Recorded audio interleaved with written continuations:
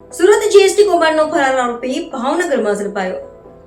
તારીખ 4 એપ્રિલના રોજ એલસીબીના પોલીસ સ્ટાફ શહેર વિસ્તારમાં પેટ્રોલિંગ કરી રહ્યા હતા ત્યારે બાતમી મળી હતી કે સુરતના ઈચ્છાપુર પોલીસ સ્ટેશનમાં દાખલ થયેલ જીએસટી સંબંધી ગુનાનો આરોપી ઇરશાદ ઉર્ફે પિન્ટુ સરકાર સત્તરભાઈ શેખ, જે ભાવનગરનો રહેવાસી છે, તે દિવાનપરા રોડ પર ગોરીફળિયાના નાકા પાસે ઊભો છે। બાતમીના આધારે એલસીબીની ટીમે તાત્કાલિક ઘટના સ્થળે પહોંચી તપાસ હાથ ધરી હતી, જ્યાં વર્ણન મુજબનો આરોપી મળી આવતા તેની અટકાયત કરવામાં આવી હતી। પૂછપરછ દરમિયાન આરોપીએ ગુનામાં સંડોવાયેલો હોવાની કબૂલાત કરી હતી અને તેની ધરપકડ કરવામાં આવી હતી।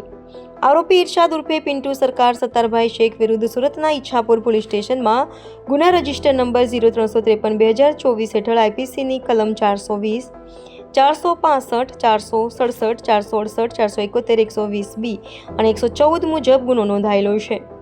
ભાવનગર એલસીબી દ્વારા આરોપીની કાયદેસરની કાર્યવાહી હાથ ધરી તેને વધુ તપાસ માટે ગંગાજળિયા પોલીસ સ્ટેશનને સોંપવામાં આવ્યું છે।